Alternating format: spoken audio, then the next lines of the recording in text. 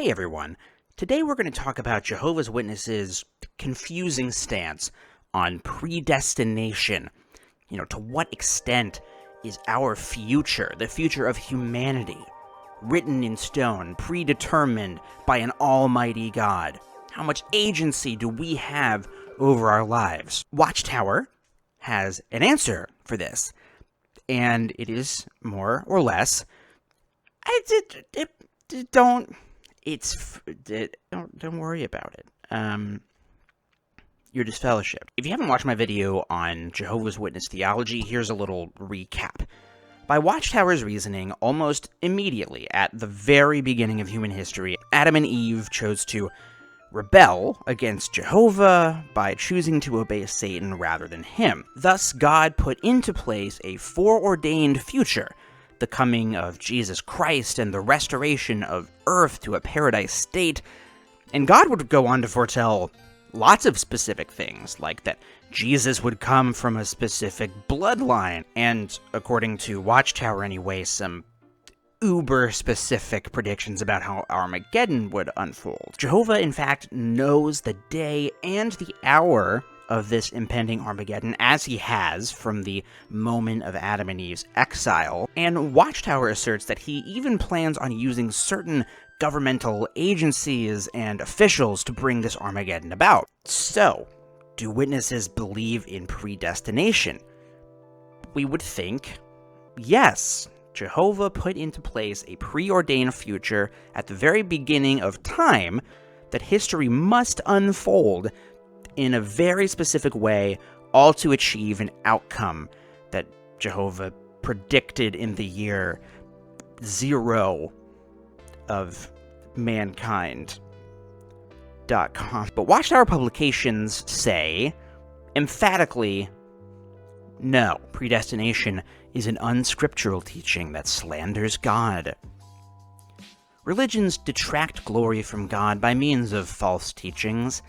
Take as an example the teaching of predestination. This doctrine is based on the supposition that since God has the power to know the future, he must foreknow the outcome of everything.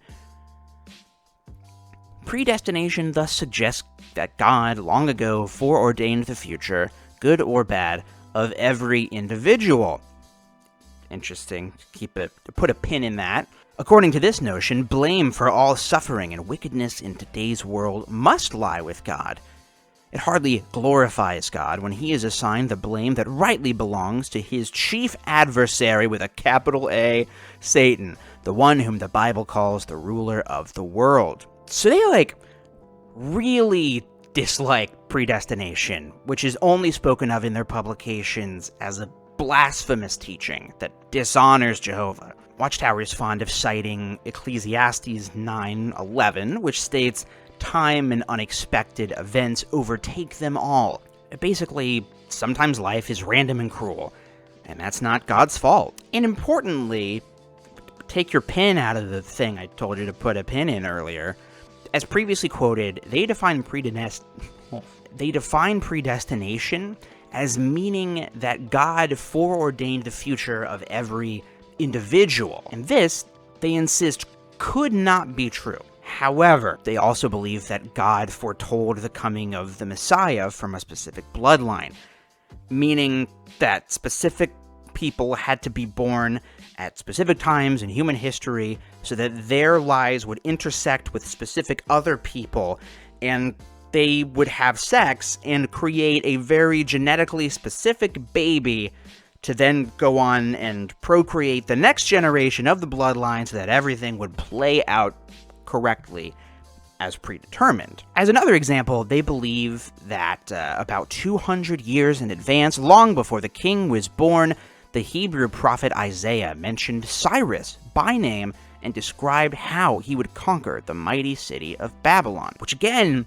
means that an incredibly precise series of events had to take place throughout human history to ensure that the right people had sex with the right other people at the exact right time so that they could produce the right babies to then produce the ultimate right baby, Cyrus, who would in turn have to conquer Babylon in a specific predetermined way, which meant that Cyrus couldn't have any real agency over his decisions because it was already predetermined over 200 years in advance.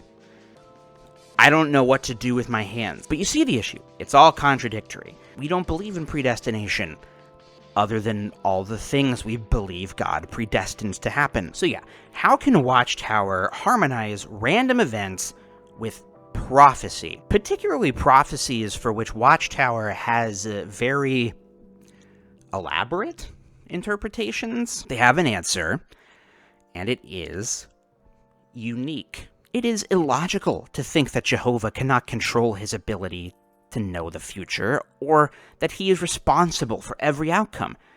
To illustrate, suppose you had great physical strength. Would that make you feel inclined to lift every heavy object in sight? Of course not. Likewise, having the ability to know the future does not compel God to foreknow or foreordain everything. His use of foreknowledge is selective and discretionary.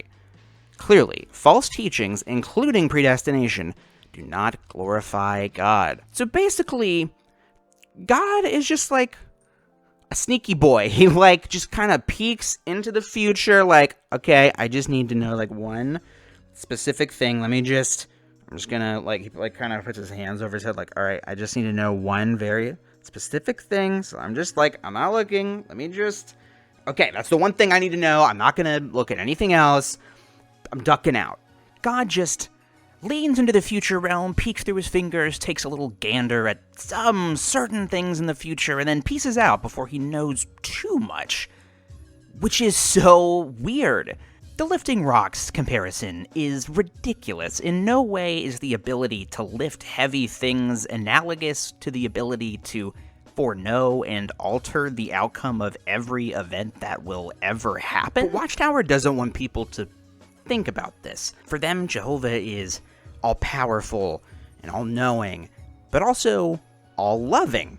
Sure, he has the ability to foresee and prevent the suffering and death of any human being who has ever lived or will live, but he chooses not to look at all that stuff.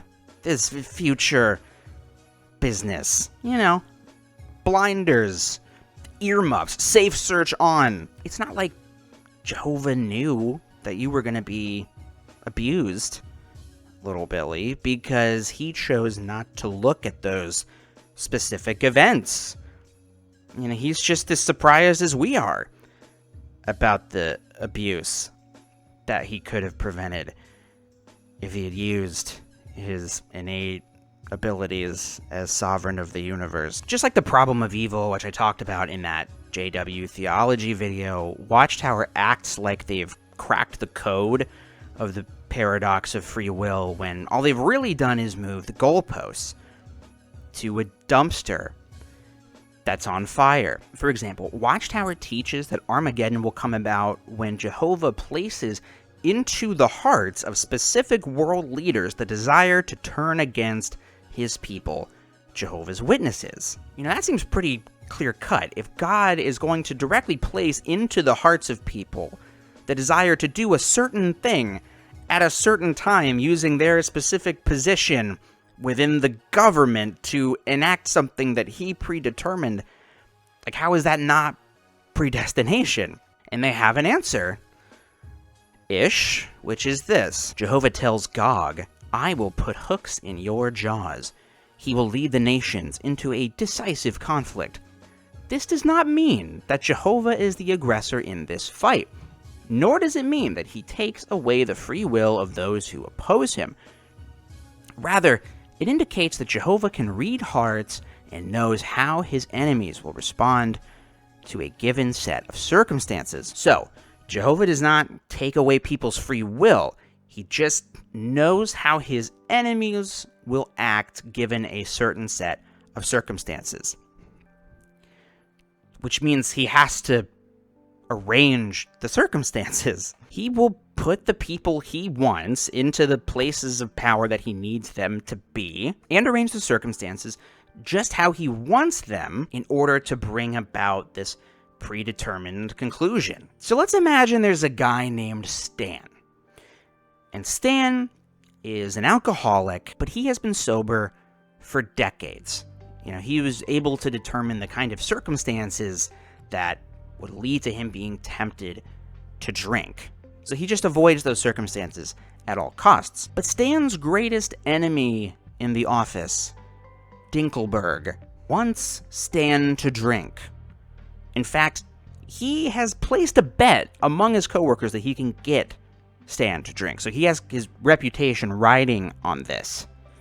And in order to get Stan to drink, he arranges the exact circumstances. He investigates Stan's life, stalks him, learns everything about him, learns his weaknesses, and arranges the circumstances of Stan's life just so it will pressure Stan to drink. So when Dinkelberg does this, and Stan inevitably gives in and starts drinking, who's to blame here?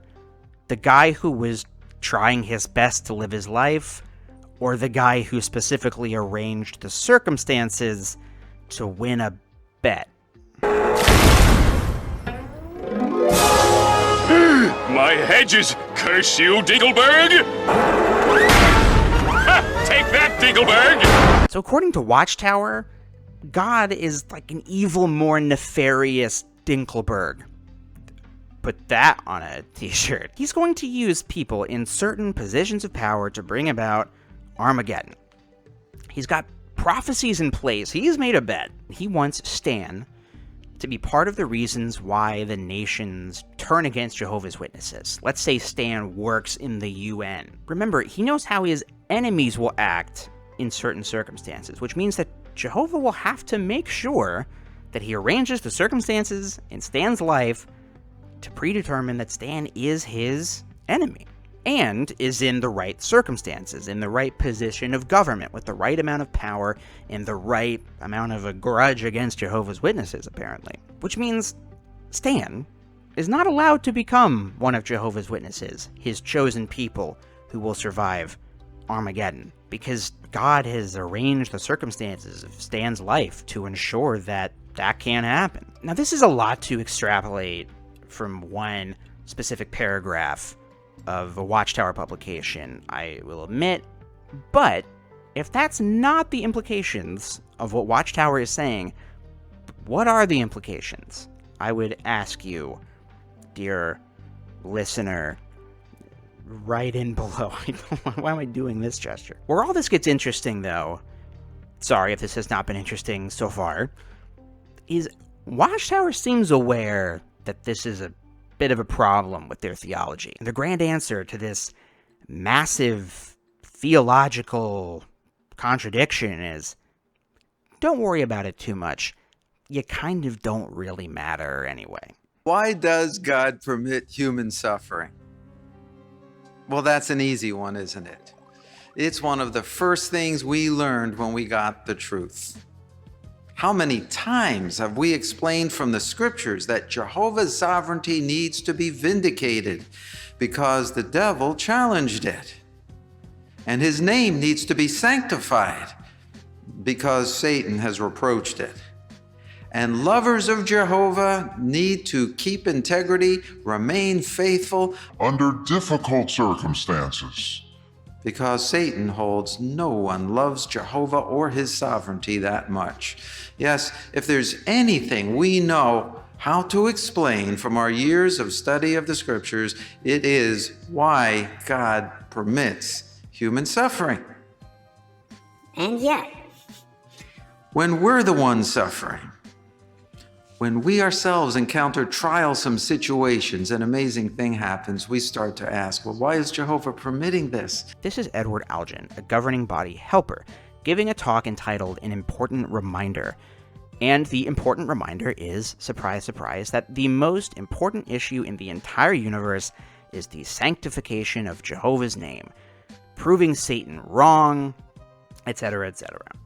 And we humans, we're kind of just little pawns in the grand chess match between God and Satan. So here's a question. Couldn't Jehovah have spared Abraham and Sarah a lot of grief by telling Abraham early on that the mother of the promised offspring would be Sarah. Right? How many times had Jehovah spoken to Abraham about this promised offspring? And yet he did not disclose that Sarah would be the mother until Ishmael was in his early teens? What happened there? At the very least, couldn't Jehovah have intervened when Sarah began to offer Hagar as a concubine for Abraham? Why didn't Jehovah say anything or do anything? Well, the Bible doesn't tell us. But when we give ourselves that important reminder to view this account in the light of Jehovah's purpose, what do we see? We see that those periodic communications from Jehovah to Abraham were not about sparing Abraham from difficulties, domestic or otherwise. No. Those communications from Jehovah to Abraham were about furthering Jehovah's developing purpose. Outside of that, Abraham and Sarah had to do pretty much like other servants of God, work through life's difficulties. Yes, Jehovah could have spared Abraham and Sarah grief. Jehovah had used his peaky future powers enough to know that he needed Abraham to fulfill his purpose. That much was predestined. But the rest of it, these puny humans didn't need to know the details. Couldn't Jehovah have spared Jacob this heartache by appearing to him in a dream, as he had on previous occasions, and just told him, Jacob, have no fear. Joseph's alive. Why didn't Jehovah do that? Again, the Bible doesn't tell us. But when we give ourselves that important reminder to view this account in the light of Jehovah's purpose, what do we see? We see that Jehovah's occasional communications with Jacob were not about shielding him from hardship. Jacob's role in Jehovah's purpose did not mean being exempt. It meant serving Jehovah despite the hardships, because those communications from Jehovah to Jacob were about Jehovah's furthering purpose, in which Jacob had a role, but it meant remaining faithful under hardship. Now, as we read about it in 2 Samuel 11, Imagine yourself as Uriah, Jehovah allowed these things to happen to him, and then forgave David, and then allowed David to retain the kingship. How will Uriah feel about that? Will Uriah take the position, look, if that's the kind of God Jehovah is, if that's his idea of justice, I want nothing further to do with him? Yes, will Uriah humbly endeavor to see his betrayal in the light of Jehovah's purpose? Consistently throughout this talk, the message is reiterated. God uses humans to accomplish his will. His will must unfold in the way that God has predetermined. But part of accomplishing his will is showing Satan that humans will love God even in the face of suffering. So the fact that God does not spare us from suffering is all part of the plan. This is kind of clever, actually. The fact that Jehovah's Witnesses have the privilege of taking part in the most important conflict in the history of all humankind, the vindication of Jehovah's name, gives them a sense of self-importance. Overcoming a trial is not just an accomplishment in and of itself. It's a way of, knocking Satan on the chin, giving 1 point to God's team. You're helping the cause, so to speak. But it also simultaneously makes witnesses feel very unimportant. God's name is more important than your sorry little pleb life. It serves as a control method. You're given to temptation, you're making God sad, and you're making Satan happy. And boy, how happy would Satan be if you left the organization? So Watchtower wants it always. And I know how that sounds, and it's on the record. They want to excuse God for the random cruelty that we all experience. But they also want to reassure everyone that God has this big plan. It's all unfolding on schedule, and he knows the day and the hour of Armageddon, and it's soon. So just hang in there, little buddy. But as we've seen, these notions are incompatible. Jehovah is all-powerful.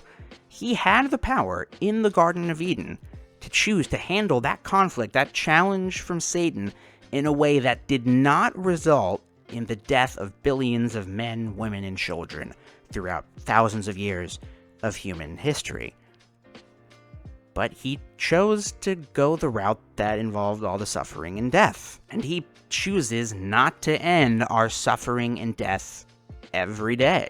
Because the dude's like very obsessed with his own name. Some snake one time argued that God's not so great, and God was like, oh yeah, I'll show you.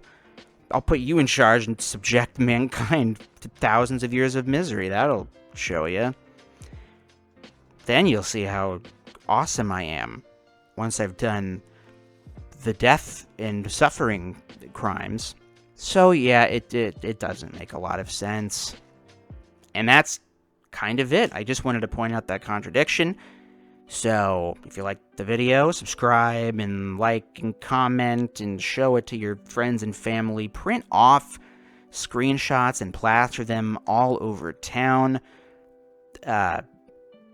Write your local senator telling them to elect my videos to public office. And yeah, there's a Patreon too. So thanks. Bye.